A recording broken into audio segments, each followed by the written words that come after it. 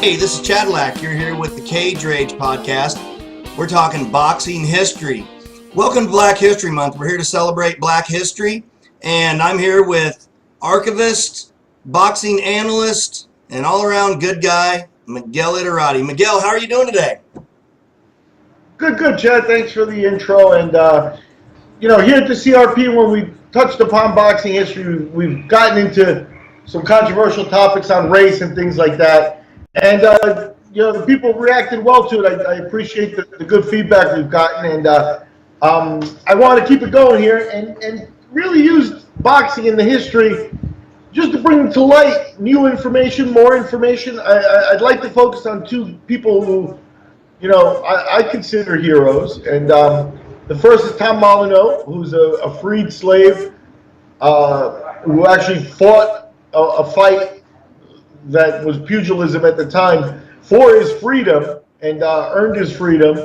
Eventually wound up fighting in England, and this is in the 1810s, 1820s, in that era. So we're in a situation there where there were no rules, basically. This is pre-Broughton rules. And he met in England another freed American slave from the prior generation, a champion from the 1780s and 1790s, a guy who fought during the American Revolution, and that's Bill Richmond. So together, both are blacks. I'm going to say blacks because we're talking about even before America, so they can't be African American, right? So I'm going to respectfully qualify them as black fellas, right? And they both achieved things that are just so notable for the era that, so many people of race died anonymously as slaves, and for them to actually have, Richmond died a bar and a homeowner, married to a white woman. In England, Molineaux was a little more troubled towards the end of his life, but again, he had managed to fight for his freedom and using, boxing to become kind of, the toughest man in the world kind of thing, the most famous pugilist in the world. That's what they're, very little is known about them because it's so many years ago. It's prior to American newspapers. Like, for example, when you talk about Tom Molineaux's fights, when Molineaux arrives in England, we have a nice list. He fought here, he fought here, he fought the dock guy here, he fought this guy here. In the U.S., we have no record of what he fought, what kind of fights he actually had on the plantation representing the Molineaux family. Was it 5? Was it 10? We know he excelled. We know his father taught him to fight. We know that a brother, which was, I guess, Algernon Molineaux, is a white Molineaux with the same last name because that was the slave family owners. He made him a lot of money fighting. And it was Algernon who offered him his freedom and said, look, I've got to fight against this other guy, Abe, that in this other farm here. They say this black guy, Abe, is the real deal. You got to go beat him. And Molineaux didn't really train hard and get prepared for that fight until Algernon came to him and said, I'll give you $100 and your freedom if you win this fight. And he did go on to win the fight. An indication of how much or what was going on there, or perhaps an indication, Algernon had offered him $100, which at the time was substantially, you could move to another state with that. And when he won, he gave him $500. So how much were those white guys betting? You know what I mean? Wow. So I've got about 20 questions. I don't know how many you can even answer out of that because, as you said, your ability, the amount of literature on this is scarce, to say the least. So my first question is, you said that he had a white brother. How is that? The situation is this: he's Tom Molineaux. Now, Molineaux is the name of the Virginia family that owned him. It's not, his mother's last name or anything like that. So he shared last names with Algernon, but Algernon was, I believe, a white son of the family, and he managed the slaves and used the slaves for whatever he wanted, including let's go fight there. It's not a true brother. And I use the word brother because of the last name association. But did they call themselves brothers? And did the white I don't know that. Did the white owner consider them brothers, or was that something that you're?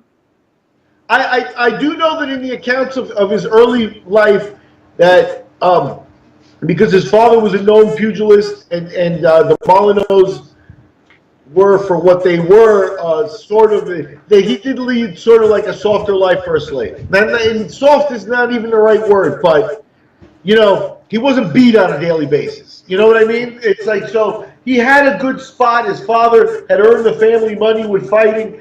His father taught him to fight, and he continued that tradition. The son of the white portion of the family, again, moneyed people, what did they do for entertainment? Go, you know, hey, you know, we went to a bar and you know, we met people from society buying slaves, and you know, he bought the slave that I wanted, and maybe we got a fight, and my slave will beat yours. I don't. Well, let's be. I feel that if you apply your imagination to how ugly those transactions were individually, you really get an idea of what slavery was. You know, you really get an idea of that. Where a white guy can actually talk to another white guy and be like, you know, my black guy is tougher than your black guy. You know what I mean? It's like it's completely not even logical anymore. You know what I mean? But that's the world we lived in. And because he made him money and stuff, that's what he was brought up with. But there is the story that he was already feeling a little bit, you know, not motivated for the fight with Abe. And that's the one that won him his freedom. It wasn't until the freedom was dangled for him that he actually felt, you know, motivation. So I think you're looking at everything in you know, without knowing too much of the details. I would almost bet this way. I can make up an image of what the details will be, and I'm almost sure it will be worse. What really this man went through. You know what I mean? I'm certain. Absolutely. So, well, let's be clear on this. Are you so far? You know what I mean? What real humans are willing to do to each other goes beyond imagination, I think. And I think so. So, with all due respect, that's the path. That's the story I could tell. His father was a known fighter. His father had made the family money. His father had passed on the tradition to him. He also became one of repute.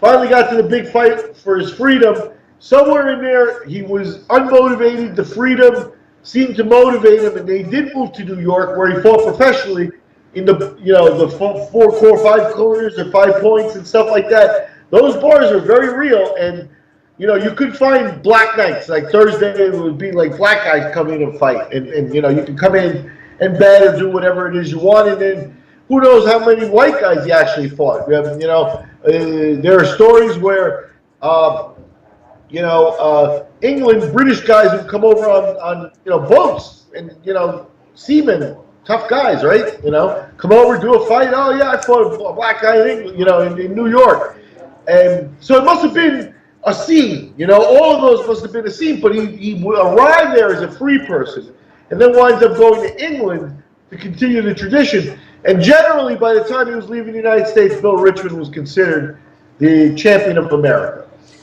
Well, let's be clear on just a couple of things.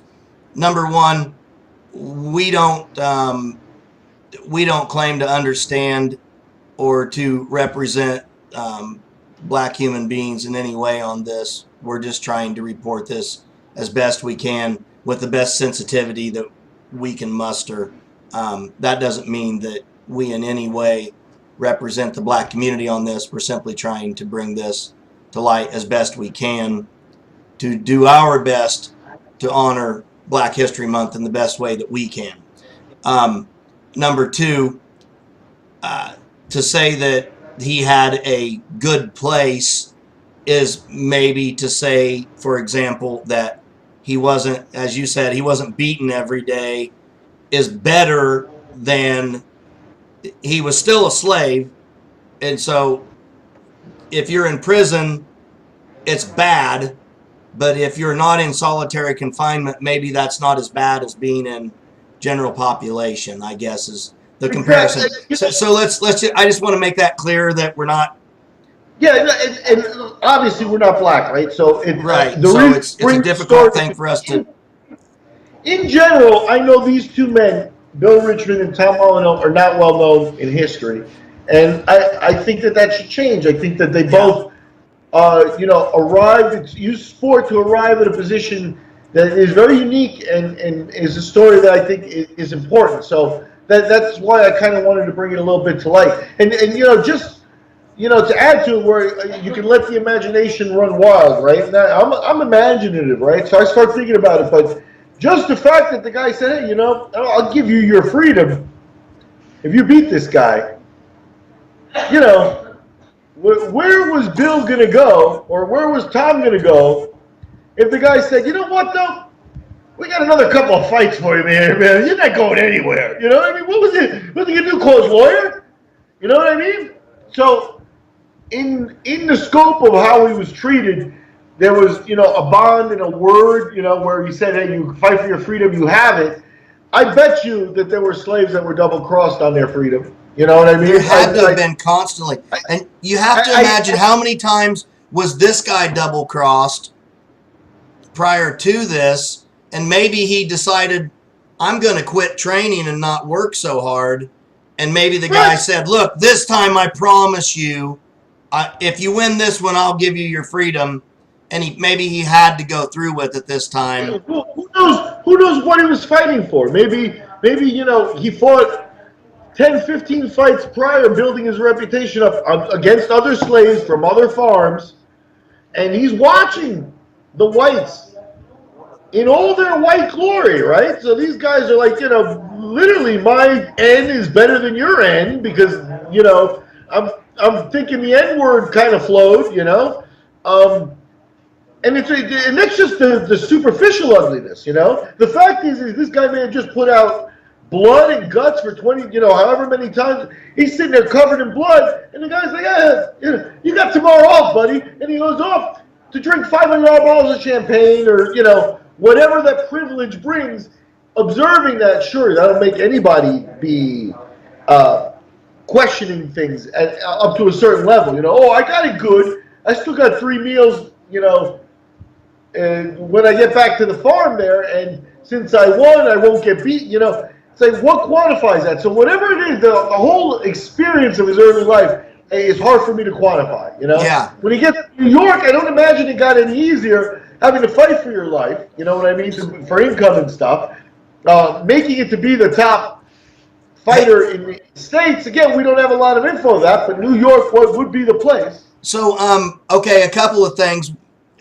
I want to talk about Django Unchained, the movie, the Tarantino movie, because that just automatically comes to mind when I think about that because of the scene when they go to the plantation and the fights and all of that stuff. And this just seems like they must have stolen that right from the record books with this.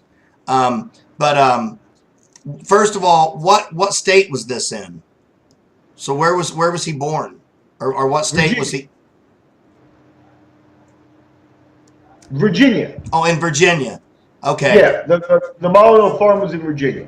Okay, so he was in kind of one of the northern-ish states where they were slightly more liberal than, say, Louisiana. No, again, individuals are individuals. I'm sure there were assholes that owned slaves everywhere. Everyone was slaves an asshole. How do you quantify that? I think Virginia was, at the end of the day, people look back at it, and Virginia was, again, without a superior education on this stuff, Virginia was a pretty hardcore slave state. Yeah. So whether they were on the border and, whatever it was, that was the first stand of the first slave state bordering Washington, D.C. for a long time, during the Civil War. Yeah. They were very worried that the troops would come and run over Washington. And there was a lot that went on there that held off the soldiers, Yeah, so, Richmond was one of the strongholds. Yeah, absolutely. I don't think by virtue of being in Virginia, he had it any easier than a slave in Georgia. Or I think if you had to measure it, I think it has to do with the attitude of the owners. Okay, And okay. What I was getting at was I was going to ask you, because he was in Richmond, or if you read Uncle Tom, if you read Uncle Tom's Cabin, um, that particular novel is about when Uncle Tom lives in Kentucky. He has it much better than when he's shipped to the lower states. I don't know how much truth there is or is not to that, but the lore of it brings that into question. And I didn't know if there was any play, if there's any truth to that, or if it's just lore, or if you had any say in that, or if any of that came into this. I'm just curious as if there's anything to that look, where you're concerned. And again, I I realize don't that have. there's very little that you know about this, and there's very little written, especially in the early days. So I'm just asking. I mean, I've done my reading on the Civil War. I've done a lot of reading, but in this case, with these two guys, it comes from the boxing world. So Yeah. on a social basis, I'm extrapolating a little bit, and there's not a lot that I can say with 100% certainty. Whatever Uncle Tom Cabin, the message is that Kentucky was easier than Louisiana, or whatever that message is. I'm going to just say it this way: looking back at it now, 2020 hindsight, Kentucky may have been 20 times better, 30 times better, 100 times better. What is 100 times zero?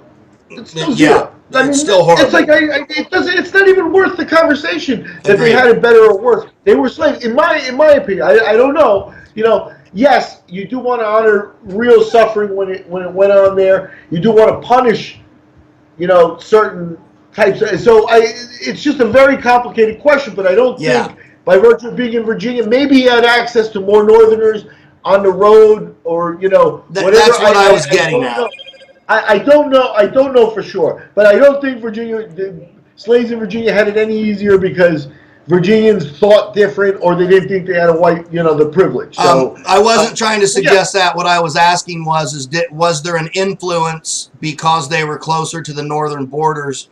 Were his particular owners? Was there an influence with some of them? For example, the manager, the brother.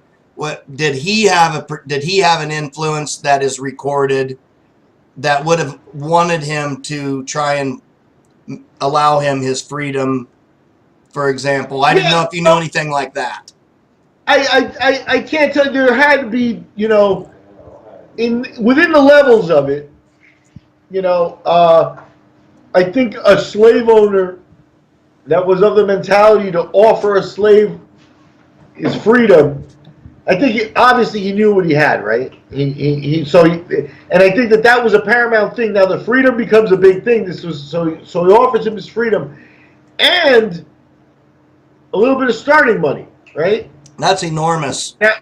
Now that's not what the country did to black people after the Civil War, right? Certainly not. It should have been.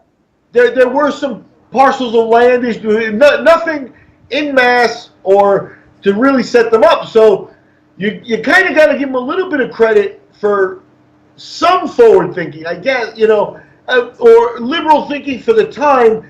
But Yeah. all I know is that Molineaux wound up having to fight for his freedom, won the fight with Abe, and goes to New York. Do we know anything about that fight, or is it just that he won and that's all we know?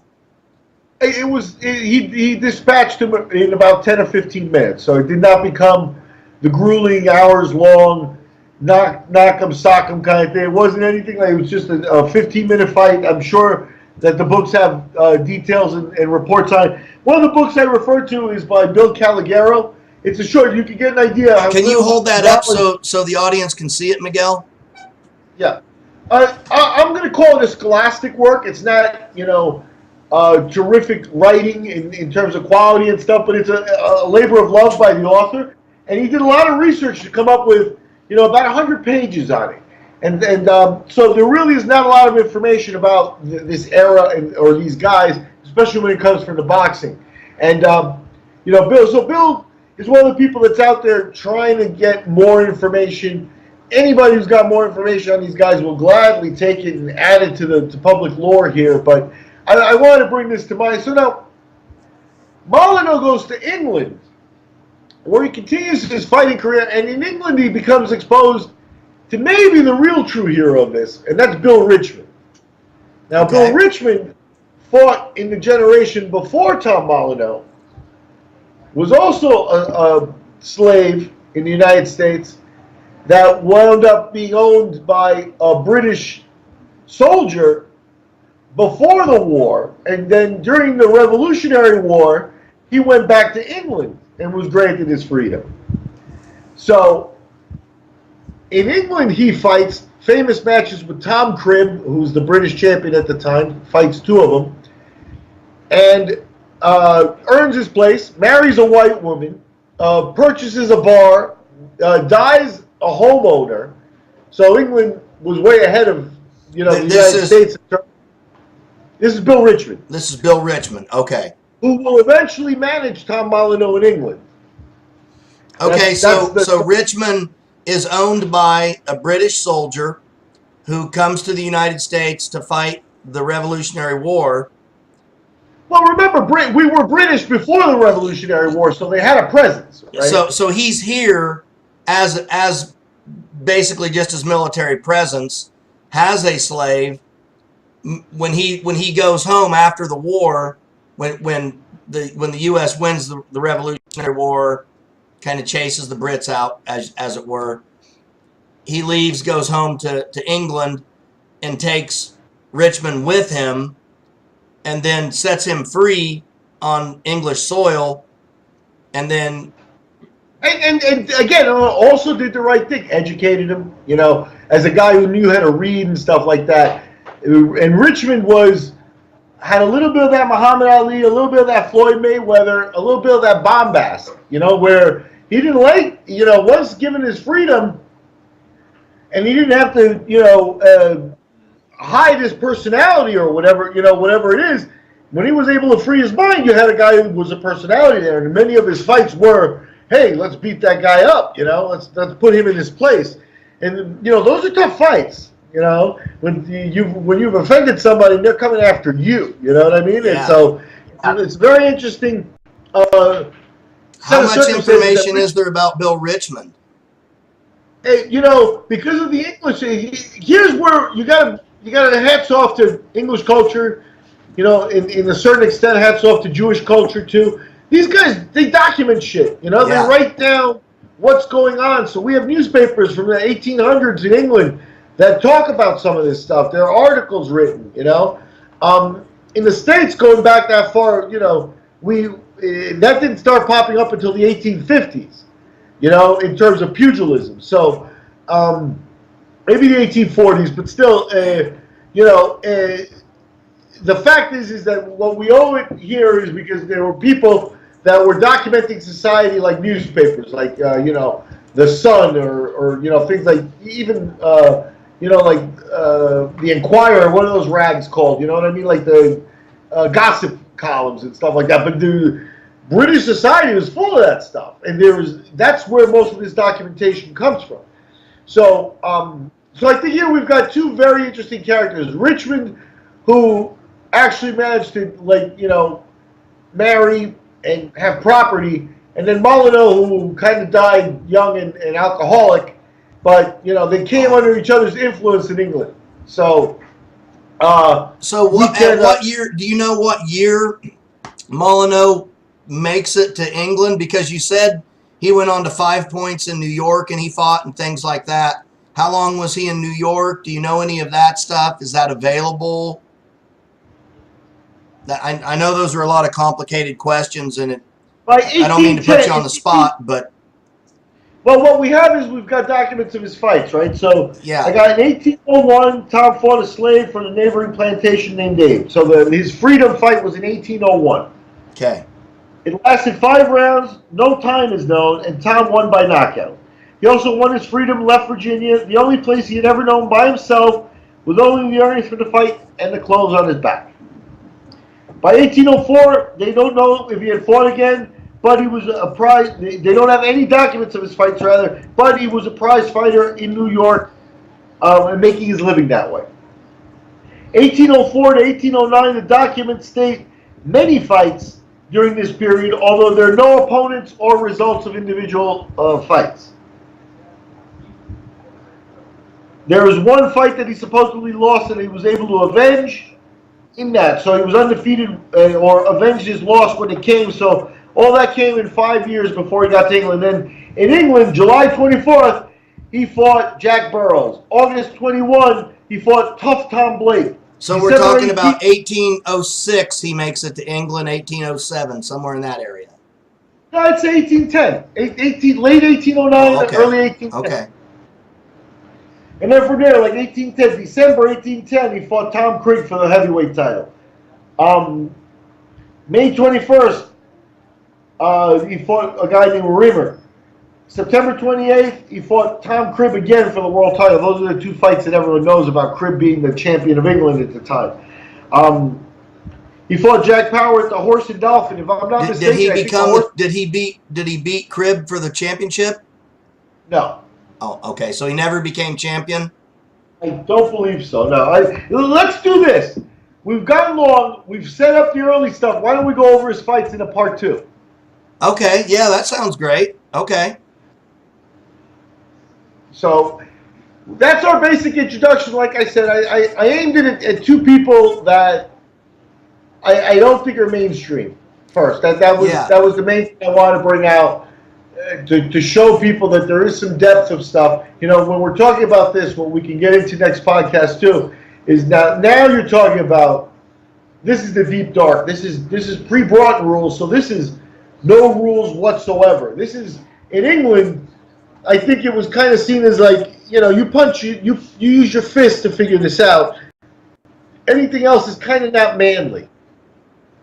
So you could take a guy to the ground, but they'd stand you back up. You could trip a guy, you could knock the guy down, but they would stand you back up. You had to come back to the line. You had 30 seconds for your corner to clean you up if you got knocked down from a blow, and bring you back to the line to continue the fight.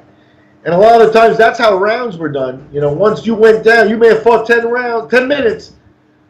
You went down, that's the end of the round. 10-minute round. The next round you went down once in 30 seconds, that was a 30-second round. You got 2 rounds in a 10-minute, 30-second fight. So it's impossible to look back at those fights and really tell the progression of how the fights were going, except for the data. 10 minutes in a field, that sort of stuff. And the best documentation we have of that is in England. I'm sure it was going on all over the world. The English documented it. And that's why we've got news of Bill Richmond and Tom Molineaux for Black History. Hey, one more thing, Miguel, or actually 2 more things. Number one, did they do this in a ring by then, or was this literally in the grass? Yeah, no, this is find a field, or there were indoor places, like, for example, in New York, too, the 5 Points and stuff, they do fights indoors and stuff, which meant an elevated platform, not ropes or anything like what we think of now, and a limited playing field. But for the big fights, I think you had to get, an audience, and that meant like the old Grateful Dead concerts. Find a field, you know what I mean, that attract people. You can put the people up there, and it became an event. I could see people selling, taking bets. Selling food on the way you're vending and the whole thing on the way to the fight. People going to see it, Yeah, that's fascinating in and of itself. Just the idea that entrepreneurialism was rampant and that they were able to set up kind of a festival atmosphere around these 2 men fighting, and it's only 2 men, right? So they didn't have 5 or 6 boxing matches. They had just this one boxing match, and this would go on sometimes for hours, right? Yeah, it could be, with very little rules, it could be to the finish, where like the guy wasn't able to finish. I don't want to say to the death, because, you could have a real near-death experience and not die, you know what I mean? But there were guys who had their lives altered forever, you know what I mean? Yeah. There's some very old famous pictures. I think it's Jack Slack is the name of the fighter. But because there are no cameras, they're drawings. And there's just an old picture of a guy whose face is just drawn to deformity. You know what I mean? And it's a post-fight picture. I think two, without medicine, without some of the advances we have just in society in general, you start getting down to the raw. So like if you didn't have a fight where like the guy got up and if you quit early, there are things that through sport you have to learn to do. You know what I mean? Live to fight another day. I don't know that many guys back then believed in live to fight another day. Yeah, I mean they believed that their lives were on the line based on that single event, right? So their ego was everything. Their masculinity was on that single event. Life is cheaper too, so it's like, what would you risk your life for, they're doing it for, the equivalent of, would you do it for $50 million?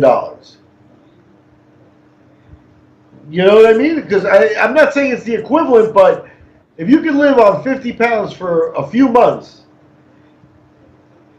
and you have no money, would you fight to the death?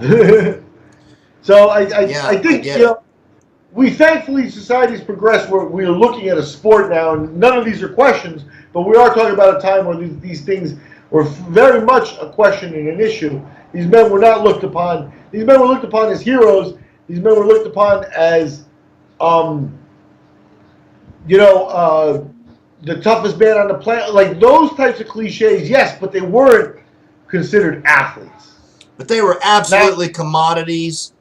They were not considered human beings. They were considered a commodity first. Everything else second. Especially in the situation of Richmond and Molineaux, right? So yeah. So I think we could call that part one. Yeah. Hey, I've got one more before we wrap it up, though.